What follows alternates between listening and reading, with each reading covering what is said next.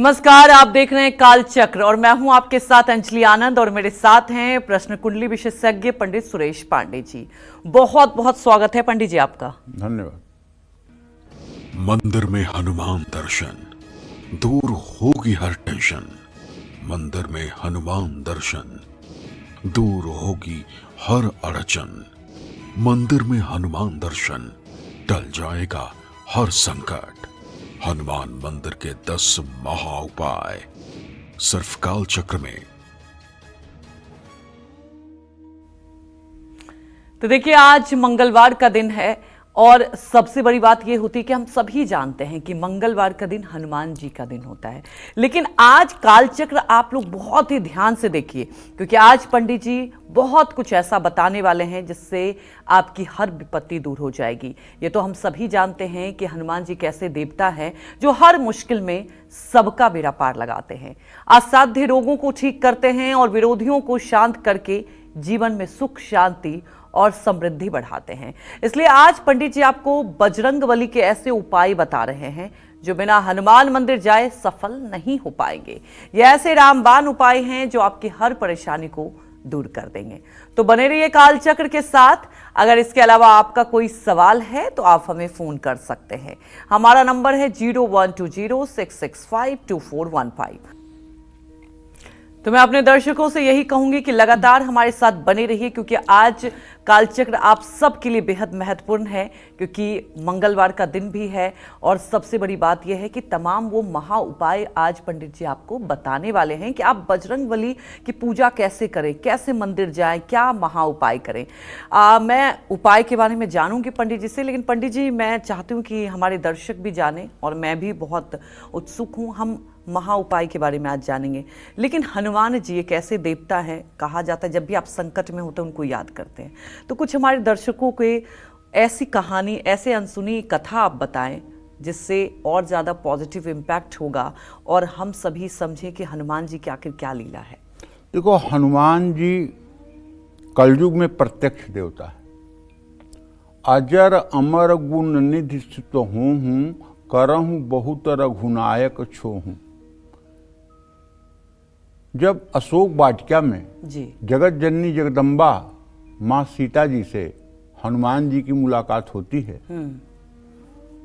और हनुमान जी को छोटे से रूप में देख करके और हनुमान जी कहते हैं, माँ चिंता मत करना, हम बहुत से बंदर हैं, हम राम जी के साथ आएंगे और रावण को मारकर आपको ले जाएंगे।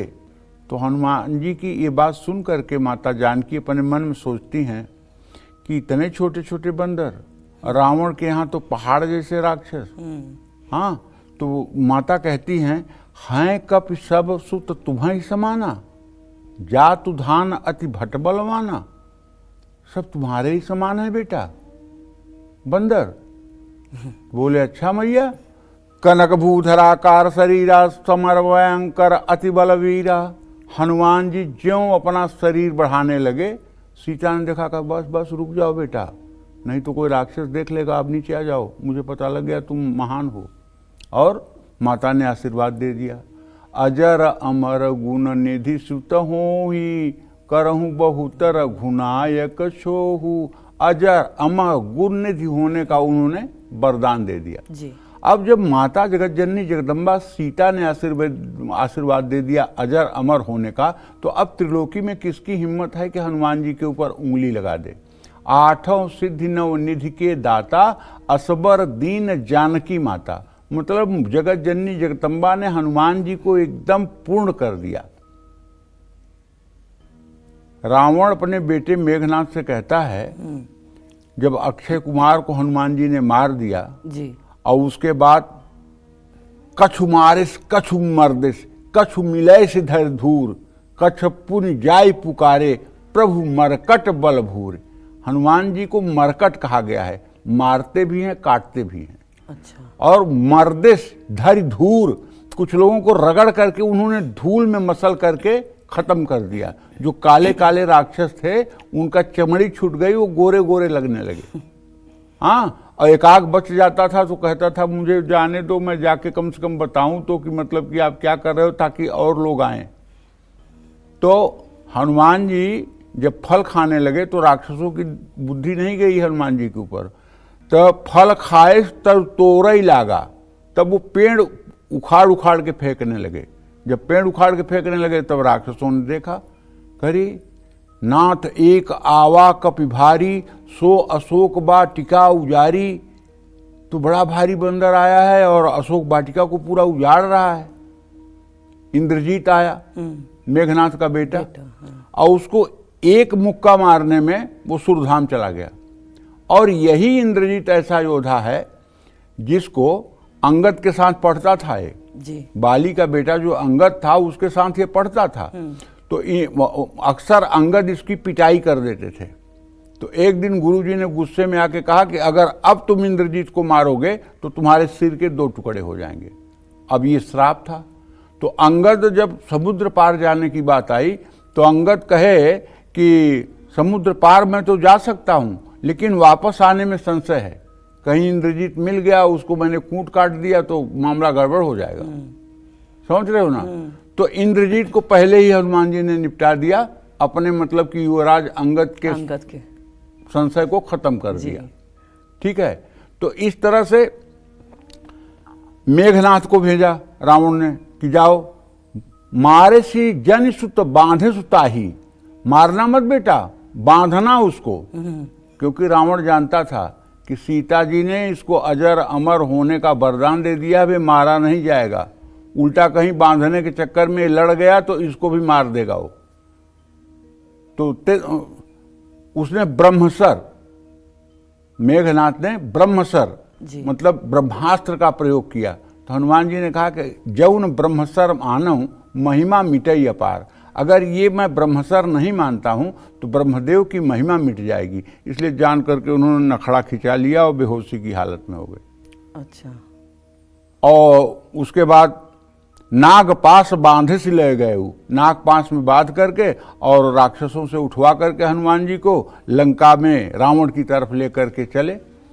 तो रास्ते में ऐसे आंख खोल के जरा सा हनुमान जी देख रहे हैं, तो जो उठाया है वो कह रहा नहीं नहीं मैं नहीं ले जा रहा हूं, ये तो मेघनाथ हमको ले जा रहा है, मुझे कुछ मत करिएगा, ये मेघनाथ को करिएगा, हम लोग उसके कहने से ले जा रहे हैं आपको, हम नहीं अपने मन से ले जा रहे हैं। तो कहें तब फिर बोल सिया राम सिया राम। तो बोल रहे हैं सिया राम सिया राम सिया राम, राक्षस बोल रहे हैं सिया राम। मेघनाथ कह रहे शत्रु का नाम तुम लोग ले रहे हो? कहने हम नहीं ले रहे महाराज, ये लेवा रहा है, कह रहा है ले नहीं तो अभी मिला दूंगा धूर में। तो हनुमान जी की तो ऐसी तपती थी। हाँ, और हनुमान जी की दैन्यता कैसी। अतुलित बलधामम स्वर्ण शैलाभ देहम धनुजुवन कृषानुज्ञानी नाम अग्रगण्यम सकल गुण निधानम वानराणाम धीशम रघुपति प्रिय भक्तम वात जातम नमामि। इसमें 8 विशेषण अंजलि हनुमान जी के लिए दिए गए हैं जी। अतुलित बलधामम, अतुलित बल के जो धाम हैं। हेम शैलाभ देहम, सोने के पर्वत के समान जिसका शरीर है। धनुजुमन कृषानम, जो मतलब राक्षस वंश के लिए सूर्य के समान है। ज्ञानी नाम अग्रगण्यम, जो ज्ञानियों में सबसे अग्रगण्य है। सकल गुण निधानम, जो सकल गुणों की खान है। बानरा नाम धीशम, जो बानरों के अधिपति हैं। रघुपति प्रिय भक्तम, जो भगवान राम के अनन्य भक्त हैं। वात जातम नमामि, जो वायु के पुत्र हैं। ये 8 विशेषण हैं। और हनुमान जी की खासियत क्या है कि इतना सब कुछ होने के बाद जब विभीषण से मिलते हैं तो अपना परिचय देते हैं। असमय अधम सखायरु मोहू पर रघुबीर, अस कही कपि गद गद भये भरे बिलोचन नीर। अपने को अधम कह रहे हैं।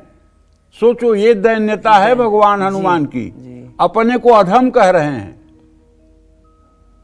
जो कुछ भी कर सकते हैं, जो रावण को भी मार सकते हैं, मां जगत जननी जगदम्बा जानकी को भी लेकर आ सकते हैं। मां तू अबहि मैं जाऊं लवाई, प्रभु आए सुनहि राम दोहाई। राम की आज्ञा नहीं है माता, नहीं तो अभी मैं रावण को मारकर और तुम्हें राम के पास ले चलता।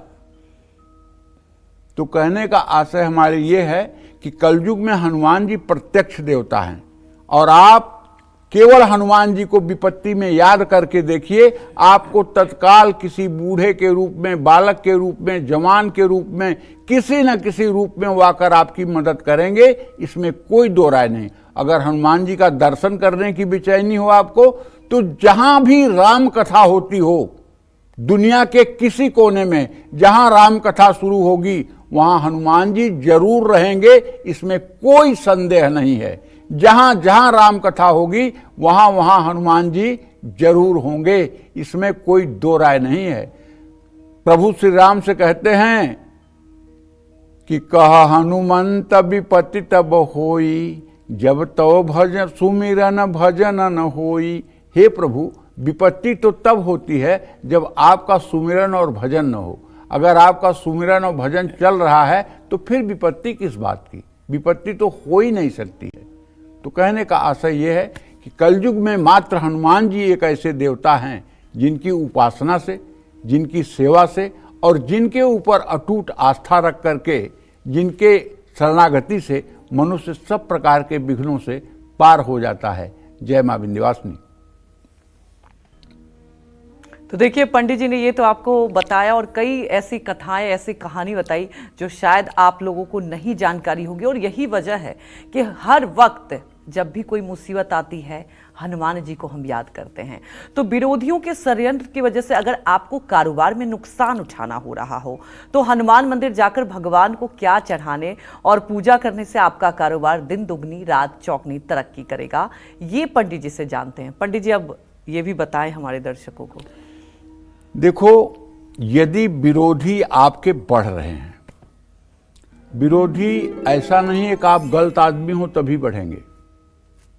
अगर आप सम्मानित पुरुष हैं तब भी आपके विरोधी बढ़ेंगे, क्योंकि जो दुष्ट होते हैं ना, वो किसी की प्रशंसा बर्दाश्त नहीं कर पाते हैं। कभी भी दुष्ट व्यक्ति जो है किसी की प्रशंसा बर्दाश्त नहीं कर पाता है। वो एकदम पगला जाता है किसी की प्रशंसा सुन करके। उसको सबकी निंदा करिए, उसी में उसको खुशी है। तो सम्मानित पुरुष और नवयौवना स्त्री, ये दोनों दुष्टों की आंखों की किरकिरी होते हैं। बिना किसी विरोध के ये विरोध करते हैं। ऐसे में अगर आपका समाज में वर्चस्व, मान सम्मान आपके अच्छे कर्मों के कारण बढ़ रहा है, तो आपके उतने विरोधी भी सक्रिय हो जाएंगे, चाहे आपसे उनका कोई अहित हो न हो, चाहे आप पूरे विश्व के लिए कल्याणकारी हों, लेकिन वो बोलेंगे ही। तो ऐसे में देसी घी में पूड़ियाँ बना करके, 5 पूड़ियाँ बना करके और मीठे के साथ, गुड़ के साथ या हलवे के साथ अगर आप हनुमान मंदिर में हर मंगलवार को भोग लगाना शुरू करें और उस प्रसाद को थोड़ा सा घर भी ले जाएं, घर के लोगों में भी बांटें, तो निश्चित रूप से विरोधी नतमस्तक हो जाएंगे। और यदि आपके व्यवसाय में घाटा हो रहा है, तो सिंदूरी रंग के कपड़े हनुमान जी की मूर्ति पर मंगलवार को चोला के रूप में चढ़ाने से आपके ऋण भार में कमी आएगी और आपका नुकसान रुकेगा। अगर अचानक कोई परेशानी आ गई है, तो मंगलवार को हनुमान मंदिर की छत पर केसरिया रंग का एक त्रिकोण आकृति का झंडा लगवा देना चाहिए। लेकिन एक बात जान लीजिए, यद पिंडे तद ब्रह्मांडे, जो इस चराचर जगत में है वही इस शरीर के पिंड में है। अगर शरीर में देखिए कि हनुमान जी कहाँ हैं, तो जानते हैं हनुमान जी कहाँ हैं? हनुमान जी ब्रह्मचर्य के रूप में इस शरीर में प्रतिष्ठित होते हैं। जिसने अपने ब्रह्मचर्य धर्म का पालन किया है, उसके अंदर सदैव हनुमान जी रहते हैं। आत्मा राम है, ब्रह्मचर्य हनुमान है। मन 10 इंद्रियों से जुड़ा हुआ है, ये रावण है, रावण। और ज्ञान इस शरीर की सीता है। तो कहने का आशय यह है कि कुमति सुमति सबके उर रही, नाथ पुराण वेद यस कहई, जहाँ सुमति तह संपत्ति नाना, जहाँ कुमति तह विपत्ति निधाना। बुद्धि तो सबके पास होती है, लेकिन बुद्धि दो प्रकार की होती है, एक कुमत एक सुमत, एक अच्छी बुद्धि एक बुरी बुद्धि। किसी की अच्छी बुद्धि काम करती है और किसी की बुरी बुद्धि काम करती है। जहाँ अच्छी बुद्धि होती है वहाँ सब प्रकार का सुख और संपदा होती है, जहाँ बुरी बुद्धि होती है वहाँ हर प्रकार का दोष और अपशकुन होता है। ये बुद्धि दो प्रकार की होती है। मन के ही चार रूप होते हैं भैया, मन, बुद्धि, चित्त, अहंकार। जब संकल्प विकल्प किसी विषय को लेकर करता है तो इसको मन कहते हैं, और जब किसी चीज के बारे में अच्छी और बुरी धारणा बनाता है तो इसको बुद्धि कहते हैं। और जब किसी चीज का उसी चीज का चिंतन करता है जिसका संकल्प विकल्प किया है तो इसको चित्त कहते हैं। और जब वो कर्तापन से उस कार्य को करता है तो इसको अहंकार कहते हैं। एक ही का चार रूप है। जैसे अंजलि, आप किसी की बेटी हो, किसी की बहन हो, किसी की बुआ भी होगी और किसी की पत्नी भी हो। आप अकेले ही कई संबोधनों से लोगों की तरफ आकृष्ट होती हैं। उसी तरह से मन के भी ये चार रूप हैं, मन, बुद्धि, चित्त, अहंकार। स्थूल शरीर, सूक्ष्म शरीर, कारण शरीर। सूक्ष्म शरीर में ये चार जो रहते हैं एक ही के रूपांतर हैं जी। और गीता में भगवान कहते हैं इंद्रियाणाम मनश्चास्मि, इंद्रियों में मैं मन हूं। तो मन कब होते हैं भगवान? जब मन विषय भोगों में फंसा होता है तब हैं। जब विषय काम क्रोध मोह लोभ में फंसा हुआ है तब हैं? नहीं, ये तब हैं जब काम क्रोध मोह लोभ मद मत्सर इन 6 विकारों से मन मुक्त हो जाता है और भगवान की शरणागति की तरफ बढ़ता है। तब इंद्रियाणाम मनश्चास्मि, तब इंद्रियों में भगवान मन के समान होते हैं।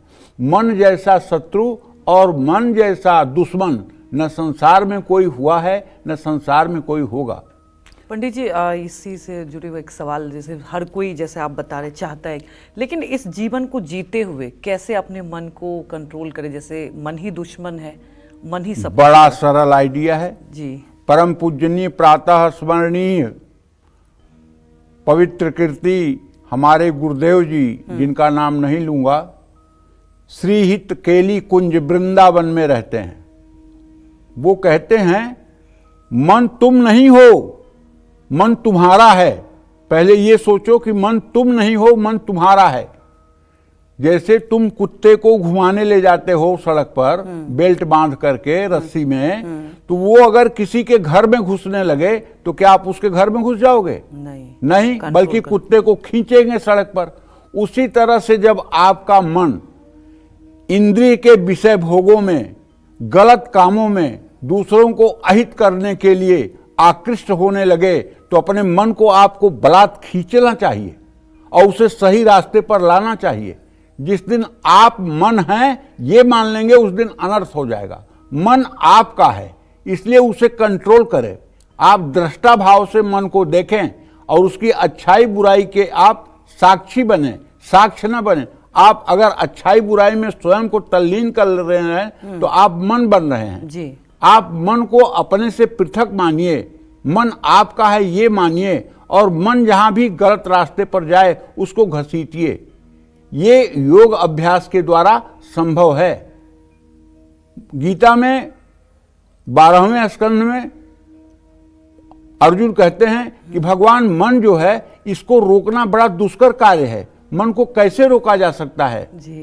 तो भगवान कहते हैं अभ्यास योगेन, अभ्यास योग के द्वारा मन को सही रास्ते पर किया जा सकता है। ये एक दिन में होने वाली बात नहीं है अंजलि। इस पे नित्य अगर आप प्रयास करते रहेंगे तो एक दिन आपका मन सध जाएगा।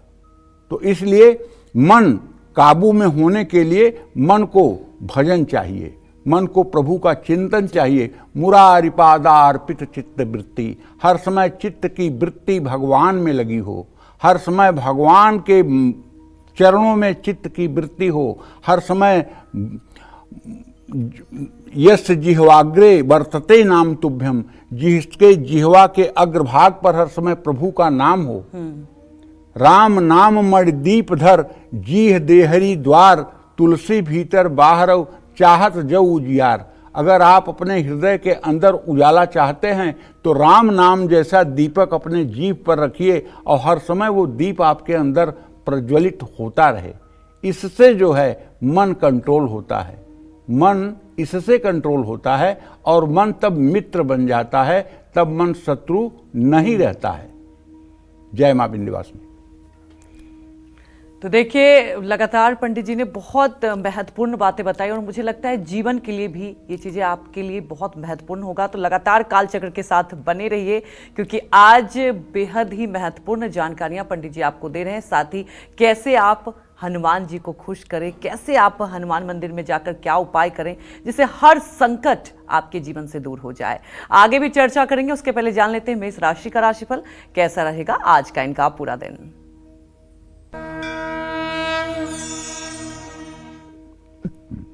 देखिए, मेष राशि के जातकों को बताना चाहूंगा कि आपका राशि स्वामी मंगल मिथुन राशि में गोचर कर रहा है। आपके द्वितीय भाव में बृहस्पति की स्थिति है और आपके एकादश भाव में स्वगृही शनि है।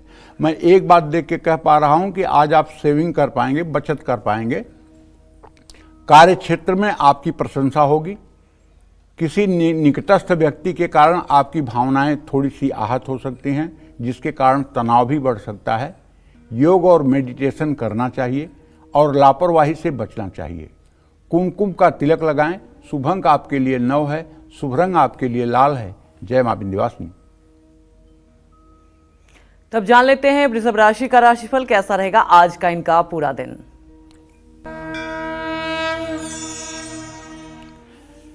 आयेश बृहस्पति आपके राशि में है, इसका सीधा मतलब है कि धन लाभ होने की संभावना बनी हुई है।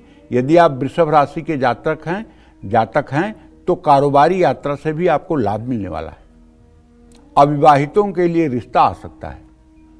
अगर आपकी उम्र 60 साल से ज्यादा है तो पैरों का दर्द सता सकता है।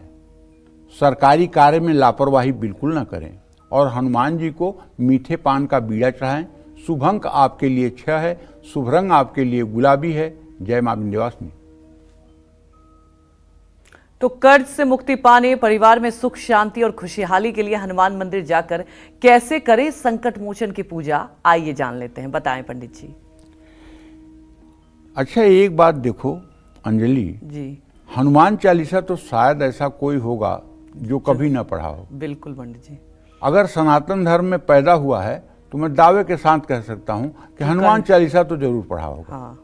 और वैसे पढ़े या ना पढ़े, जब भी संकट लेकिन जब अकेले में कोई जा रहा होता है और अंधेरा होता है, जहाँ के बारे में एक कहावत होती है कि इस पेड़ के नीचे भूत रहता है, यहाँ पर मतलब कि श्मशान घाट है, यहाँ प्रेत रहते हैं, तो वहाँ आदमी के मन से अनायास हनुमान चालीसा चलने लगता है। जय हनुमान ज्ञान गुण सागर, जय कपीस लोक उजागर, रामदूत बलधामा, अंजन पुत्र पवन सुतनामा।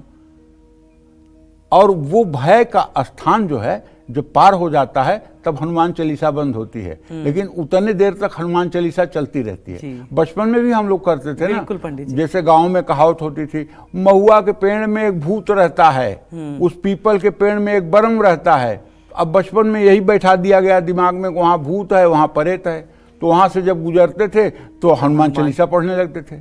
जी, समझ रहे हो ना? बचपन की बात बता रहा हूँ, बचपन से लेकर के बड़े होने तक की बात बता रहा हूँ। तो हनुमान जी का नाम लेते हैं दुख में, संकट में, और विश्वास रहता है कि हनुमान जी आकर के हमारी रक्षा करेंगे। तो हनुमान जी सचमुच में भी रक्षा करते हैं, इसमें भी कोई दो राय नहीं है। हनुमान जी किसी न किसी रूप में आकर के रक्षा करते हैं, इसमें भी कोई संशय नहीं है। हनुमान जी को जो पुकारे केवल सही ढंग से, हनुमान जी तुरंत आकर के उसकी सेवा। और ऐसा नहीं कि ज्ञानी आदमी ही हनुमान जी को पुकारेगा तो सुनेंगे। अगर एकदम मूर्ख आदमी भी पुकारे, हम बताएं आपको, हमारे गांव में एक 52 द्वादशी का मेला होता है। उसमें मतलब कि पहलवानों की कुश्ती होती है। अच्छा। उस समय हमारी उम्र ज्यादा से ज्यादा 10-11 साल 12 साल रही होगी और हम लोग भी मेला देखने गए थे। एक गांव का आदमी बम्बई रहता था, बम्बई कमाता था, और वहां से वो अपने पत्नी को लेकर के गांव में मेला देखने आया था। और उसकी पत्नी मेले में गुम हो गई। अच्छा। और उस समय लाउड स्पीकर वगैरह अनाउंस करने की सुविधा नहीं थी, तो तो उसने खूब ढूंढा लेकिन उसकी बीवी नहीं मिली। तो एक जगह राम जानकी मंदिर है, वहाँ जा कर के वो खड़ा होकर के कहने लगा कि हे राम जी, आप मेरी पत्नी को मिलवा दीजिए। तो एक वहाँ गांजा पी कर के हनुमान जी के मंदिर के पास एक आदमी गांजा पी कर के बेसुद्ध पड़ा हुआ था। उसने सुना कि ऐसे ऐसे राम जी से कह रहा है, बुलाया, कहा क्या है? कहें कि राम जी से कह रहे हैं मेरी पत्नी खो गई है। कहना ऐसे होते तो अपनी पत्नी खोज लेते। अपनी पत्नी तो खोज नहीं पाए, तुम्हारी पत्नी खोजेंगे। तो बोला तब महाराज जी क्या आप कह रहे हैं? कहना अरे हनुमान जी को 1 किलो लड्डू चढ़ाओ, अभी तुम्हारी पत्नी मिल जाएगी। अच्छा। बड़ा विश्वास से उसने कहा, और बेचारा भाग के मेला में गया, 1 किलो लड्डू ले आकर के दिया। और वो 1 किलो लड्डू पाए, बोले हाँ अब तुम्हारी पत्नी आ जाएगी। और तब तक पीछे से एक वृद्ध उनकी पत्नी को लेकर के आए, बोले भैया ये आपकी पत्नी है? कहन हाँ। और मतलब कि वो अपनी पत्नी पाके खुश हो गए, और वृद्ध थोड़ी दूर जाके अंतर ध्यान हो गए। सच में पंडित जी ये सच घटना बता रहा हूँ, ये कोई कपोल काल्पनिक घटना नहीं है। हनुमान जी कलयुग में एकदम साक्षात हैं। आप बुला के देखो, केवल आपने याद किया नहीं, उन्हें आने में देर नहीं। अरे जानती हो, राम जी ने कहा कि हनुमान जी अब तो मैं जा रहा हूं साकेत धाम को, चलोगे मेरे साथ? तो बोले वहां कथा मिलेगी? कहे नहीं, वहां कथा नहीं मिलेगी, मैं मिलूंगा। कहें तब नहीं, मुझे कथा चाहिए। क्योंकि मुझे हर समय आपकी कथा चाहिए, मुझे हर समय आपका गुणानुवाद चाहिए। अगर वो नहीं मिलेगी तो मैं यहीं मृत्युलोक में रहूंगा, और जहाँ भी कथा होगी वहीं बैठ करके अपना जीवन निर्वाह करूंगा, बहुत आनंद लूंगा। मुझे कथा चाहिए। राम जी के साथ जाने से इनकार कर दिया उन्होंने, उन्हें कथा चाहिए। राम कथा इतनी प्यारी है उनको, इसलिए जहाँ भी राम कथा होती है विश्वास करो वहाँ हनुमान जी किसी न किसी रूप में जरूर रहते हैं, इसमें कोई दो राय नहीं। एक बार तो समर्थदास, स्वामी समर्थदास कथा कह रहे थे, तो अशोक वाटिका का प्रसंग आया, तो उन्होंने कहा कि उस समय अशोक वाटिका के पीले पीले पुष्प, तो हनुमान जी उठ के खड़े हो गए, ब्राह्मण वेश में थे, खड़े हो गए, अरे आप गलत कह रहे हैं, उस समय तो लाल लाल पुष्प थे वहां पे अशोक वाटिका में। फिर बैठ गए, तो उन्होंने कहा कि हाँ लाल लाल पुष्प थे अशोक वाटिका में, समर्थदास ने। तो फिर खड़े हो गए, कहन वो अंगारे जैसे फूल थे। कहन हनुमंत लाल, आप उस समय क्रोध में थे, और जैसी आपकी दृष्टि थी वैसा आपको दिख रहा था। तो हनुमान जी समझ गए कि हमको स्वामी समर्थदास पहचान रहे हैं। वो कथा में भी रहते हैं जी, और अपने भक्तों का कल्याण भी करते हैं। इसलिए हनुमान सदृश कौन होगा बेटा। और हनुमान जी को सबसे ज्यादा प्रिय क्या है? हनुमान जी को सबसे ज्यादा प्रिय है राम नाम। राम नाम, हनुमान जी को सबसे ज्यादा प्रिय नाम है राम नाम। राम नाम लेकर के आप हनुमान जी को खरीद सकते हो, ये बिक जाएंगे बिना मोल। केवल राम की भक्ति आपके अंदर आ जाए, राम का चिंतन आपके अंदर आ जाए, हनुमान जी बिना मोल आपके हाथ बिके हुए हैं। ये ऐसे राम भक्त हैं। सीता माता ने हनुमान जी को एक मोती की माला दी जी, और मोती को तोड़ तोड़ करके हनुमान जी दांत से उसमें देखने लगे और सब मोती फेंकने लगे। अच्छा। तो सीता जी ने कहा कि हनुमान ये क्या कर रहे हो? इतनी बढ़िया माला मैंने तुम्हें पहनने के लिए दी है, तुम इसको तोड़ रहे हो? कहन हाँ माँ मैया देख रहा हूँ कि इसमें प्रभु की मूर्त नहीं है कहीं। कहन क्या जिसमें प्रभु की मूर्त नहीं रहती है वो तुम नहीं स्वीकार करते हो? कहन नहीं मैया, वो तो मैं छूता भी नहीं हूँ। कहन अच्छा, तो तुम्हारे शरीर में प्रभु की मूर्त है? कहन हाँ मैया है। कहन कहाँ? तुरंत अपना सीना चीर के दिखा दिया, वहां माता जानकी प्रभु के साथ विराजमान। तो हनुमान जी ऐसे हैं, हनुमान जी भक्त शिरोमणि हैं। और कलयुग में सनातन से अगर हनुमान जी को हटा दिया जाए तो कुछ शेष ही नहीं बचेगा जी। शंकर सुवन केसरी नंदन। और रामभद्राचार्य जी कहते हैं कि शंकर स्वयं केसरी नंदन। मैं इस बात का न खंडन कर रहा हूं न मंडन कर रहा हूं, न मैं रामभद्राचार्य जी की बात को सही कह रहा हूं न गलत कह रहा हूं, न मेरी इतनी हिम्मत है जी। लेकिन हनुमान चालीसा में लिखा हुआ है शंकर सुवन केसरी नंदन, शंकर के पुत्र हैं हनुमान जी। और रामभद्राचार्य जी कहते हैं कि शंकर स्वयं केसरी नंदन, शिव जी स्वयं केसरी नंदन है। समझ रहे हो ना। तो ना मैं इसका खंडन करूंगा ना मंडन, क्योंकि संतों के बीच में नहीं पड़ना चाहिए, संतों की बातों को यथा योग्य स्वीकार कर लेना चाहिए। इसलिए हनुमान जी की महिमा को कौन कह सकता है, सरस्वती की भी जबान छोटी पड़ जाएगी। जय मां विंध्यवासिनी। तो पंडित जी जरा उपाय भी बता दें कि अगर किसी को मुसीबत आती है, कमी होती है आत्मविश्वास में, तो क्या करें? देखो, अगर आत्मविश्वास में कमी हो तो हनुमान मंदिर में बैठकर हर मंगलवार को हनुमान चालीसा का, बजरंग बाण का, सुंदरकांड का, राम रक्षा स्तोत्र का पाठ करिए। परिवार में कलेश रहता है तो पूरे परिवार के साथ हर मंगलवार हनुमान मंदिर जाकर मंगलकारी सुंदरकांड का पाठ करें। कर्ज से मुक्ति के लिए मंगलवार को हनुमान मंदिर में सरसों के तेल में लौंग डालकर दिया जलाएं। ये सब उपाय आपको निश्चित रूप से एक नए जीवन की तरफ अग्रसर करेंगे। जय मां विंध्यवासिनी। तब जान लेते हैं मिथुन राशि का राशिफल कैसा रहेगा आज का इनका पूरा दिन। आपको उधार देने या लेने से आज बचना चाहिए, क्योंकि आपकी मिथुन राशि है, आपके व्यय भाव में बृहस्पति है। नया काम शुरू करने के लिए दिन अच्छा है। पुराने दोस्तों से मुलाकात होगी, लाभ भी होगा। अपनी दिनचर्या संतुलित रखें, तनाव न लें। किसी बाहरी व्यक्ति की बातों पर ध्यान न दें। राम दरबार की पूजा करें। शुभ अंक आपके लिए 7, शुभ रंग आपके लिए जामुनी। जय मां विंध्यवासिनी। तब जान लेते हैं कर्क राशि का राशिफल कैसा रहेगा आज का इनका पूरा दिन।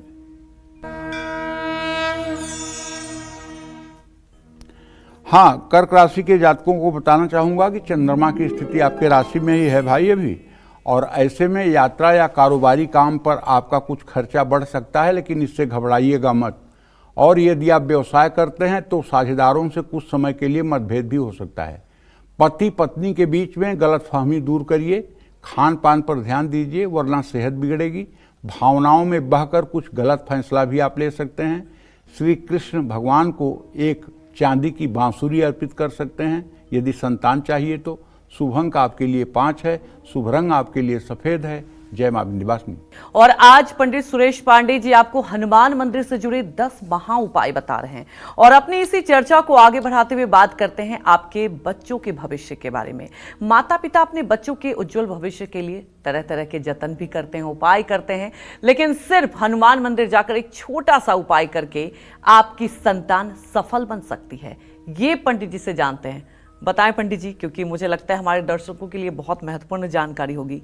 हर कोई चाहता है उसका संतान सुखी रहे, कैसे भी करके, तो उपाय बताएं आप। देखो, सच बात यह है कि आदमी की 3 जगह सीआर लिखी जाती है। सीआर माने तो आप समझ रहे होंगे, कैरेक्टर रोल। अच्छा। चरित्र। पहला कैरेक्टर रोल लिखा जाता है स्कूल से सर्टिफिकेट जब मिलता है। जब आप किसी स्कूल को पास आउट करके दूसरे विद्यालय में जा रहे होते हैं तो आपको एक टीसी, ट्रांसफर सर्टिफिकेट मिलता है। उसमें एक कॉलम होता है चरित्र, तो उसमें अक्सर अध्यापक लिखते हैं उत्तम है। कभी किसी का मध्यम और अधम अध्यापक नहीं लिखते हैं, क्योंकि वो गुरुजन हैं और सब उनके प्यारे हैं, इसलिए वो सबका कैरेक्टर, चाहे बच्चे ने कितनी भी लड़ाई झगड़ा किया हो क्लास में, चाहे जितने लोगों का सर फोड़ा हो, लेकिन सबके लिए वो एक चीज लिखते हैं, उत्तम है, उत्तम है, उत्तम है। और दूसरा सीआर आपको पता है कहाँ लिखा जाता है? नौकरी में। वो कौन लिखता है? आपका बॉस। आपने कैसा काम किया, कैसा नहीं किया। लोगों के मुंह से आपने सुना होगा कि इनका तो सीआर ही खराब है, इनका सीआर अच्छा है, इनके सीआर में लाल कलम लग गई है तो प्रमोशन रुक गया है, इंक्रीमेंट रुक गया है। तो दूसरा सीआर कहाँ लिखा जाता है? नौकरी में। और तीसरा सीआर कहाँ लिखा जाता है? तीसरा सीआर समाज लिखता है। अगर आपके बच्चे काबिल हैं, लायक हैं, सत्कर्मी हैं, और आप भले ही दारू पीते हैं, आप भले ही गंदा काम किए हैं, लेकिन लोग कहेंगे उस आदमी का पुण्य है, देखिए उसने अच्छा पुण्य किया था, उसके बच्चे चमक गए। और आप चाहे दिन रात माला में हाथ डाल के बैठे हैं, दिन रात परोपकार पुण्य कर रहे हैं, लेकिन प्रारब्धवश ऐसा लड़का आपको मिल गया है जो नालायक है, नालायकी कर रहा है, समाज में अच्छे काम नहीं कर रहा है, तो उसको देख करके लोग कहेंगे अरे ये ढोंगी बाबा हैं, इनके कर्मों का फल ऐसे ही है, देखो ना बच्चा कैसा हो गया। तो समाज आपके बच्चे को देख करके आपका सीआर लिखता है, आपका कैरेक्टर रोल लिखता है। उसमें आपकी अच्छाई बुराई को नहीं देखता है, आपके बच्चे को देख करके आपका कैरेक्टर रोल लिखा जाता है। तो भैया ये बहुत बड़ी बात है, बच्चों के भविष्य के लिए सोचना और बच्चों में आध्यात्मिक चिंतन जागृत करना, बचपन में बच्चे को एक अच्छा इंसान बनाना, बच्चे को एक सफल जीवन जीने लायक बनाना। केवल पढ़ाई के लिए प्रेशर मत करिए। अभी 4 दिन पहले की बात है, एक लड़का 67 नंबर का फिजिक्स में करके आया, अपने माता पिता से बताया बोर्ड की परीक्षा चल रही है। उसके माता पिता ने उसको इतना सुना दिया, सुनाने की हद नहीं। लड़के ने जाकर कमरे में बंद करके अपने धीरे से फांसी में लटक गया और खत्म हो गया। अभी 4 दिन पहले की घटना है और इसी दिल्ली की घटना है। आपको चाहिए कि अगर आपका बच्चा खराब प्रदर्शन करके आया है तो उसके कंधे पर हाथ रख करके कहिए कि आप बहुत अच्छा कर सकते हो, आपने जो किया है बहुत अच्छा किया है, इसमें घबराने की कोई बात नहीं। बच्चे के मनोबल को नहीं गिराना चाहिए और बच्चे को आध्यात्मिक शिक्षा देनी चाहिए, जिससे कभी उसके अंदर नकारात्मक सोच न पैदा हो। बच्चों के अच्छे भविष्य के लिए उन्हें अच्छे से तराशिए, केवल उनके दोषों को मत गिनिए, उनको केवल अशुभ बात मत बोलिए, ये तो कुछ नहीं कर सकता, ये तो जीवन में भीख मांगेगा, इसको तो मांगी भीख नहीं मिलेगी, ये तो किसी काम का नहीं। ये सब मत बोलिए अशुभ शब्द अपने बच्चों के लिए। और मनचाहा जीवन साथी पाने के लिए लाल कनेर का फूल की माला हनुमान जी को चढ़ाइए, बहुत प्रिय है।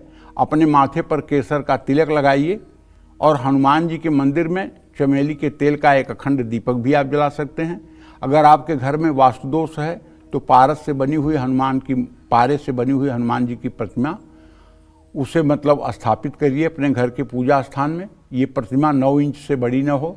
मंदिर में मंगलवार के दिन प्राण प्रतिष्ठा करवा सकते हैं आप, और उसके बाद इसे अपने घर में भी आप स्थापित कर सकते हैं। इससे भी काफ़ी हद तक आपको लाभ मिलेगा। मैं आपको एक बात बताऊं हनुमान जी की। कल एक कनाडा से मेरे पास फ़ोन आया था।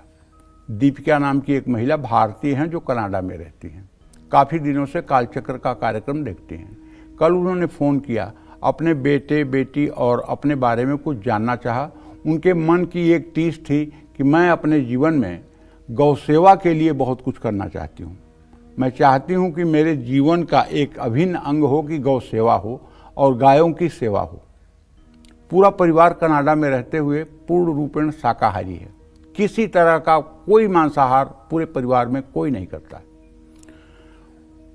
बातचीत हुई, जो कुछ भी मुझे ज्योतिष का ज्ञान था मैंने बताया। उसके बाद उन्होंने एक अपनी बात बताई कि गुरुजी आज के 1.5 साल पहले हम बहुत परेशान थे तो हम इंडिया गए थे, तो मैंने बागेश्वर सरकार के यहाँ जाने का मन बना लिया।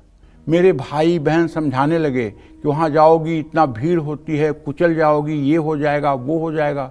हमने कहा 10 लाख जनता जाती है, अगर 10 लाख जनता नहीं कुचली जाती है तो मैं क्यों कुचली जाऊँगी, मैं तो ज़रूर जाऊँगी। और वो गई, और वहाँ जाने के बाद कुछ ऐसा संयोग हुआ कि उन्हें आगे बैठने का मौका मिल गया। बता रही थी गुरुजी, वहाँ से आने के बाद जो काम मेरे कभी सपने में सोचा नहीं था कि पूरा होगा, वो सब काम इतने जल्दी जल्दी होने लगे हनुमान जी की कृपा से कि मेरी पूरी जिंदगी बदल गई। मतलब एक बार बागेश्वर सरकार के पास जाने के बाद हमारी पूरी जिंदगी बदल गई, हमारा पूरा जीवन यू टर्न ले लिया। हनुमान जी की ऐसी शक्ति। तो कहने का मतलब यह है कि अगर आप श्रद्धा समर्पण के साथ हनुमान जी के प्रति समर्पित रहेंगे तो आपके जीवन के भी दुखों को दूर होने में समय नहीं लगेगा।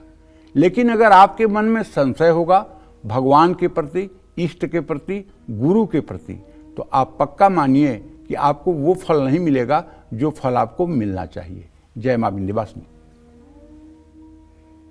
तो बिल्कुल, जब भी आप संकट में होते हैं, और जैसा कि पंडित जी ने जिक्र भी किया कि इस कलयुग में हनुमान जी कैसे देवता हैं, जब भी आप याद करें हर रूप में वो आकर आपकी मदद करते हैं। आगे भी चर्चा करेंगे, उसके पहले जान लेते हैं सिंह राशि का राशिफल कैसा रहेगा आज का इनका पूरा दिन।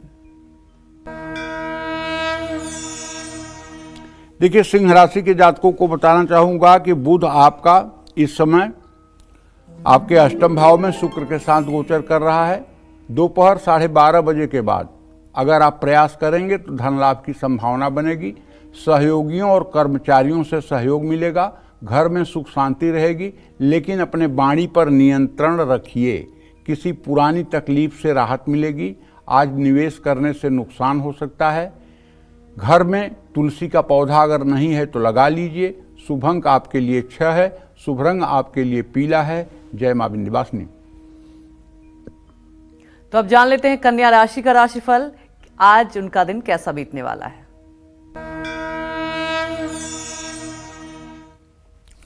देखिए, कन्या राशि के जातकों को बताना चाहूंगा कि आप तो जानते ही हैं कि आपके राशि में केतु चल रहा है और आपके सप्तम भाव में शुक्र, बुध और राहु की स्थिति है। कुल मिलाकर के अगर देखा जाए तो यात्रा पर आपका धन खर्च होगा। सामाजिक कार्यों में आपका रुझान बढ़ेगा। परिवार के साथ समय बिताने का मौका मिलेगा। खांसी जुकाम की शिकायत इस समय हो सकती है। किसी के काम में आपको इंटरफियर नहीं करना चाहिए, दखल नहीं देना चाहिए। भगवान श्री कृष्ण की पूजा आराधना करनी चाहिए। बढ़िया मिठाई का भोग लगाना चाहिए। शुभ अंक आपके लिए 5 है। शुभ रंग आपके लिए पीला है। जय मां विंध्यवासिनी।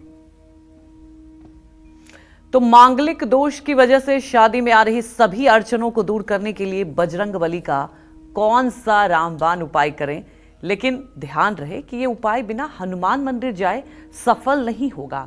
तो ये पंडित जी से ही जानते हैं और समझते हैं कि कैसे ये उपाय करें। बताएं पंडित जी। देखिए, सही बात तो ये है कि मांगलिक दोष के कारण विवाह में बहुत विलंब हो रहा है। सुटेबल मैच न मिलने के कारण, कुंडली न मिलने के कारण लड़कियां 30 साल, 35 साल, 38 साल की हो रही हैं। लड़के 30, 35, 38 के हो रहे हैं। भाई, मैं कह रहा हूं कि अगर मांगलिक दोष का पहली बात तो परिहार आपके कुंडली में होगा। ये कोई विद्वान व्यक्ति ही बता सकता है। आम तौर पर लोग केवल देख करके ये बता देते हैं ये मंगली है, ये मंगला है। अरे भाई, अगर बृहस्पति की दृष्टि मंगल पर हो तब कैसे मंगला होगा? अगर मंगल अस्त हो तब कैसे मंगला होगा? अगर मंगल नीच राशि में हो तब कैसे मंगला होगा? तो कहने का मतलब ये है कि मंगल पर अगर बृहस्पति की, अगर राहु केंद्र में हो तब कैसे मंगला होगा? बहुत से ऐसे कारण, धनु राशि का मंगल 12वें भाव में हो तब कैसे मंगला होगा? बहुत से ऐसे कारण हैं जो मंगल दोष को डिलीट करते हैं। लेकिन अज्ञानतावश कोई व्यक्ति अगर शुरुआत की पढ़ाई किया हुआ है, केवल मोटी मोटी बातें जानता है और किसी को ये मन में बैठा दे कि नहीं मांगलिक है, इसकी तो शादी टूट जाएगी, 2 शादियां होगी, इस तरह की बातें नहीं करनी चाहिए। अशुभ बोलने से थोड़ा रुकना चाहिए, या आपका नॉलेज इतना परिपक्व हो कि अब आपको कुछ जानने की जरूरत नहीं, तब कुछ बोलिए। तो इसके कारण विवाह में देरी होती है और शादी की बात भी बनते बनते बिगड़ती है। अगर सही में मांगलिक दोष है, बार बार दुर्घटना हो रही है, गुस्सा बढ़ रहा है, तो मंगलवार को हनुमान मंदिर में चमेली के तेल का दिया जलाएं। हनुमान मंदिर में बैठकर बजरंग बाण का 11 बार पाठ करें। हनुमान मंदिर में लाल रंग का मार्बल लगवाएं। हर रोज लाल चंदन का अपने माथे पर तिलक करें और ओम हंग हनुमताय नमः इस मंत्र का 10 माला जप 125 दिन करें तो मंगल दोष से मुक्ति मिल जाएगी। जय मां विंध्यवासिनी। तो आगे बढ़ते हैं और जान लेते हैं अब तुला राशि का राशिफल कि आज उनका दिन कैसा बीतने वाला है। देखिए, तुला राशि के जातकों को बताना चाहूंगा कि चंद्रमा आपके 10वें भाव में स्थित है, जिससे आमदनी का नया जरिया आपको मिल सकता है, जिससे आपको धन लाभ भी होगा। और तो नौकरी में स्थानांतरण का योग बना हुआ है। ससुराल से भी लाभ मिलेगा। पीठ या कमर में थोड़ी सी दर्द हो सकती है। ज़्यादा जिद आपका नुकसान कराएगी। शिवलिंग पर जलाभिषेक करें। शुभ अंक आपके लिए 7 है। शुभ रंग आपके लिए आसमानी है। जय मां विंध्यवासिनी। तो कुंडली में मंगल दोष के बुरे प्रभाव को कम करने के लिए कैसे करें बजरंगबली का सबसे अचूक रामबाण, जल्दी से जान लेते हैं पंडित जी से। बताएं पंडित जी। देखिए, घर में अगर वास्तु दोष हो, मंगल बुरा असर डाल रहा हो, घर की दक्षिण दिशा की दीवार में हनुमान जी की तस्वीर लगाएं। पिरामिड के आकार का मंगल यंत्र घर में स्थापित करें। घर के मुख्य द्वार पर तुलसी का पौधा जरूर लगाएं। ये उपाय आपके लिए रामबाण साबित होंगे। जय मां विंध्यवासिनी। तब जान लेते हैं वृश्चिक राशि का राशिफल कैसा रहेगा आज का इनका पूरा दिन। वृश्चिक राशि के जातकों को बताना चाहूंगा कि मंगल की स्थिति आपके राशि से इस समय अष्टम भाव में है। किसी बुजुर्ग व्यक्ति से आपको धन लाभ हो सकता है। नौकरी में स्थान परिवर्तन का योग बन रहा है। आज मां के साथ किसी विचार में एकता नहीं रहेगी। आज अपनी सेहत का ध्यान रखिए, धैर्य बनाकर रखिए, जरूरतमंद लोगों को भोजन कराइए। शुभ अंक आपके लिए 5 है, शुभ रंग आपके लिए मैरून है। जय मां विंध्यवासिनी। और चलिए बात कर लेते हैं धनु राशि की कि क्या कहता है धनु राशि का राशिफल कैसा रहेगा आज का इनका पूरा दिन।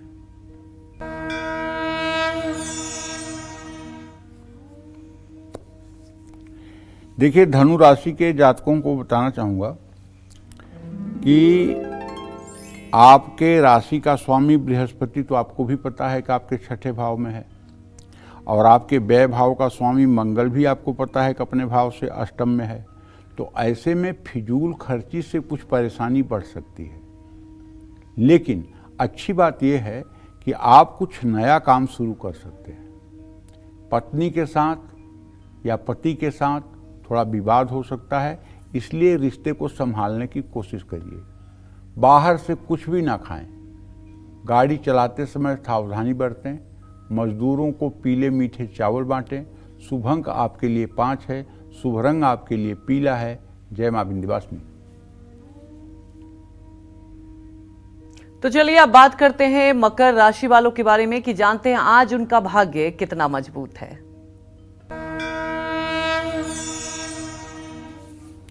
देखिए, मकर राशि के जातकों को बताना चाहूंगा कि आपके राशि से सप्तम भाव में इस समय चंद्रमा गोचर कर रहा है। लेकिन आपके नवम भाव में जो केतु की स्थिति है और जो बुध की दृष्टि पड़ रही है, उसका कारण ये है कि आपका यात्रा पर अच्छा खर्च हो सकता है। आज आप नए काम की शुरुआत भी कर सकते हैं और मित्रों से मुलाकात भी होगी। लेकिन अगर आप पहले से एसिडिटी या गैस के रोग से परेशान हैं तो आप तनाव मत लीजिएगा, नहीं तो आज भी ये परेशानी जारी रहेगी। अपनी भावनाओं पर काबू रखिए। भगवान शिव को सफ़ेद मिठाई चढ़ाइए। शुभ अंक आपके लिए 4 है, शुभ रंग आपके लिए क्रीम है। जय मां विंध्यवासिनी। तो अब जान लेंगे कुंभ राशि वालों के बारे में कि आज उनका भाग्य कितना मजबूत है। देखिए, कुंभ राशि के जातकों को बताना चाहूंगा कि आपके राशि में सूर्य और शनि की स्थिति बनी हुई है, और आपके धन भाव का स्वामी बृहस्पति अपने भाव से तृतीय भाव में है, जिसका कारण ये है कि आज अगर आपका कोई पेमेंट पहले से कहीं अटका हुआ है तो वो मिल सकता है। व्यवसाय से जुड़ी कोई आपको यात्रा करनी पड़ सकती है। बच्चों के साथ घूमने की भी योजना बन सकती है। किसी पुरानी बीमारी से आप मुक्त हो जाएंगे। आज कानूनी मामलों में बचकर रहना चाहिए। जरूरतमंदों में अन्नदान करना चाहिए। शुभ अंक आपके लिए 3 है, शुभ रंग आपके लिए गुलाबी है। जय मां विंध्यवासिनी। तो अब जान लेते हैं मीन राशि वालों के बारे में कि आज उनका पूरा दिन कैसा बीतने वाला है। आज सोच समझ करके ही निवेश करें। मीन राशि के जातक आज सहकर्मियों का साथ पाएंगे। अगर आपकी उम्र 16 साल से कम है तो ननिहाल से शुभ समाचार मिलेगा। अगर आपकी उम्र 16 साल से कम है तो वायरल इन्फेक्शन की चपेट में आ सकते हैं। अपनी वाणी पर काबू रखिए और संयम से काम लीजिए। घर में अगर आपकी शादीशुदा जिंदगी है और आप महिला हैं और तुलसी नहीं है तो एक तुलसी का पौधा लगाइए। शुभ अंक आपके लिए 1 है, शुभ रंग आपके लिए पीला है। जय मां विंध्यवासिनी।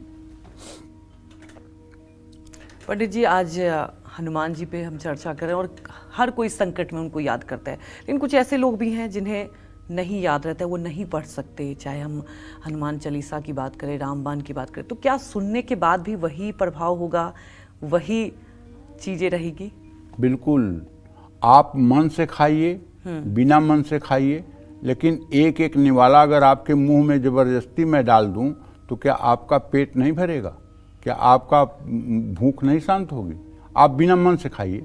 आप कुछ सोचते रहिए और खाते रहिए। तो कहने का मतलब ये है कि राम नाम ऐसा नाम है, जी, हनुमान जी का नाम ऐसा नाम है कि भाव कुभाव अनख आलसहूँ, नाम जपत मंगल दिशि दसहूँ। भाव से कुभाव से अनख माने अनायास, आलसहूँ आलस्य में, जैसे भी सुना जाए, कहा जाए, बोला जाए, इससे बड़ा कोई लाभ नहीं है दुनिया में। इसलिए कहते हैं ना, घी का लड्डू टेढ़ा मेढ़ा भी अच्छा होता है। जी, जी, हनुमान जी का चिंतन, हनुमान जी की कथा सुनना, हनुमान जी के चरित्रों का गायन करना, हनुमान जी की कथा में रति करना, ये सब पुण्य देने वाले हैं, इसमें कोई संशय नहीं। तो अगर कोई नहीं भी आप हनुमान कथा कर सकते हैं, राम कथा कर सकते हैं, तो आप सुन भी लें तो उसका भी उतना ही प्रभाव होगा। और चलिए जल्दी से अपने स्पेशल सेगमेंट की शुरुआत करते हुए पंडित जी से जानते हैं कि हनुमान जी की पूजा में किन नियमों और सावधानियों का पालन हम सभी को करना चाहिए। बताएं पंडित जी। देखो, हनुमान जी की पूजा में ब्रह्मचर्य का पालन अनिवार्य है।